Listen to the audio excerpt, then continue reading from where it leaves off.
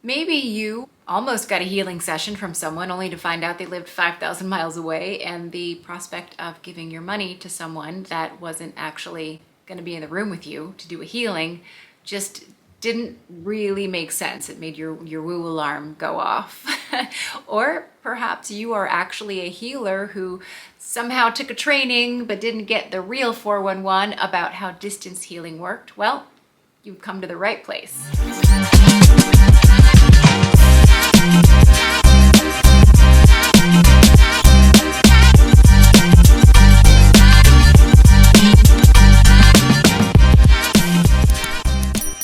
Can Reiki healing really be done at a distance? And how? We're going to cover all of that. I'll also be giving you a few examples for where you can use distance healing and how it can be effective. And stay tuned to the end of the video because I'm going to give you some tips if you are a healie or healer as to how to make sure that your healing at a distance is just as strong, if not stronger, than an in-person session. In level 2 of a Reiki training, the student receives something called a distance symbol. I'm not going to tell you the name or show it to you because it's a secret. The Japanese name of the symbol means the origin of all is pure consciousness. And since Reiki comes from pure consciousness, as healers, we understand that at the truest and deepest level of our being, there is no time, there is no space. Now, for some people out there, this is just really way too far out. For healers, it is incredibly empowering to know, see, and feel the very real effects of sending Reiki healing to someone in another country or in another room or to a being that's crossed over. In my practice, I have had countless experiences over Zoom when I'm doing a distance healing, or not even on Zoom, just on the phone or using something as a proxy, where my clients will report feeling precisely in their bodies or even their emotions exactly where I was focusing my awareness, extracting something or sending healing to something that I felt coming up without me having said anything about it. I'm going to give you some really interesting examples for where you can use distance healing. For example, I was looking for a house to buy, me and my partner, and I was not finding what I was looking for.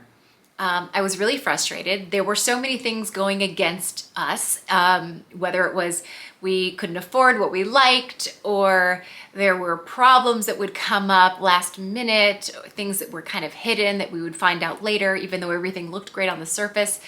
I decided I needed some divine intervention. So I used Distance Reiki to connect me with the house that was the perfect fit for me and my family.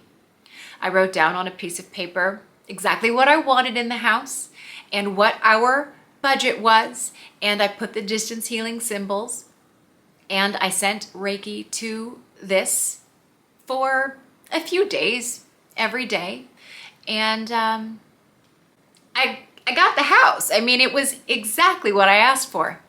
Now, if I were to have asked for something and sent healing to something that was like way out of my budget or somewhere, in another country where it was not practical for us to get there, then the Reiki would have worked with me in a different way, right? It would have worked with my, ego. It would have worked with how ungrounded I was and how unrealistic I was, because the Reiki will go where it needs to go. And in this case, we had a lot of really good, solid, reasons to connect with the house that we wanted. We just weren't finding it. And I was getting exhausted and I was losing faith. And I wasn't really feeling like this sense of yes. So when we finally did find this house, I went to the little piece of paper that I had folded up, and I unfolded it and I looked at it, and I was amazed that every single thing that I had asked for was actually in this house. And the sale was smooth. The pets loved it and ran around. My daughter loved it immediately. So I really think that the Reiki really helped gel everything. It made me feel at ease with the whole process. It just made the whole thing beautiful. So that's an example of how you can use distance healing to kind of help you connect with a goal, or if there's an obstacle in your life, to help you overcome that obstacle. Another way you can send distance healing is through a proxy that I mentioned. If a client doesn't have Zoom, or if our timelines or time zones don't sync up, I will sometimes use a teddy bear that I like to use and have that represent the person. And I will send the Reiki energy to that person and to various parts of that person, intending for it to go where, it's meant to go. And they receive the energy whenever they are ready to receive it, whenever they are in a relaxed state and able to open up to the healing without distractions or interference. The healing will descend upon them and they can absorb it for as long as is needed. There are also traumas that occurred a long time ago that might still be affecting a person today. And so one very important skill as a healer is to know how to send energy healing to the past circumstance. And will it completely erase it from having happened? No, not necessarily, but what is the happening of it? It's our mental attachment to it, how bright the story is, what it triggers within us, the sorrow, or the memory that's really bright and vivid. And that is exactly what the energy can go and transform and heal. It can create a temperance, and it can lessen the impact of the story. It can actually change your perception of the story so that when you tell it later on, it is something that is a part of your story, but you are not of that story. In other words, you are not anymore limited by that trauma or defining yourself by that going forward. Now you have to let go of controlling the knowledge of how Reiki is working for you, because it's kind of none of your business, but it is working. And now for the moment you've all been waiting for. Tips. We want tips. Okay, so if you are sending Reiki to someone, what helps make sure that this is a strong connection? Well, we have a few things. A Zoom image of that person in real time is always good. I don't really need it, but you don't need to be in front of me on Zoom in order for me to feel the energy moving and to have total confidence.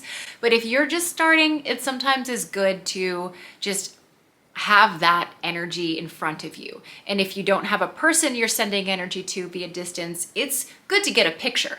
Or if you are sending energy to someone, if you're sending Reiki to someone who's crossed over, get a photograph of them. If you have never actually communicated with someone anywhere but on email or something, I like to have a photograph of them. I think that really helps establish a sense of connection, and it just gives you a little bit more of a direct line of connection and communication. It doesn't mean you absolutely need it, because where there is intention to send and intention to receive, the Reiki will make the connection, but this does help. Another thing to use is some kind of doll, if you like, some representation of that person. I call it a proxy. I know there are other names for it, but it doesn't really matter what it is, but what is important is that you only use that for Reiki.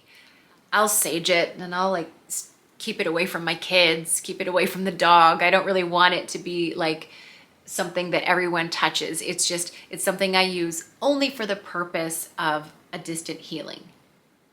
Now, this is kind of an odd tip.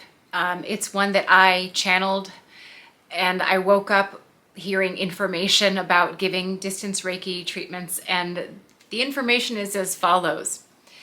It takes 3 minutes for the healing to begin. That is what I heard, and that is also what I tend to experience. It's about 3 minutes for me to really start feeling the flow of energy. When someone's in the room with me, I can kind of feel it immediately. And it's kind of when I start talking to that person. So it's not like once I draw the symbols, then the Reiki begins. At this point for me, I've been doing this for so long that it's like the Reiki starts to flow even before I've done any symbols. But it does generally take about 3 minutes from the moment I begin connecting with the person for the energy to start to really flow strong. And now here are the tips that receivers of Reiki should use in order to make sure that the Reiki that they receive is strong. Number one, cleanse your space. Sage is great, but for the most part, it's really about tidiness and making sure that your area relaxes you. It's all about being receptive. So if your space feels good to you, chances are it's going to be a good place for you to receive the Reiki. Put your phone in another room. So you don't want notifications. I swear phones have like auras and auric fields. And if I'm just near my phone, not only do I know when I'm going to get an important email or phone call, but I usually can sense who it's from too. So get that thing out of there. Get it out. This is a really important one. Remove any jewelry that might hold vibrations that are not in alignment with the Reiki energy. Just take it off. Even if it's like, oh, this has been my tiger eye, but no, just take it off. It might be holding something that your Reiki healer practitioner has to like work through for a while. You don't want to have that infringe upon the healing session. So just take it off. Allow time for the healing session to integrate. Now, it's common for people who get Reiki healing at a distance to sort of feel afterwards like, wait, what happened? Like, what was that?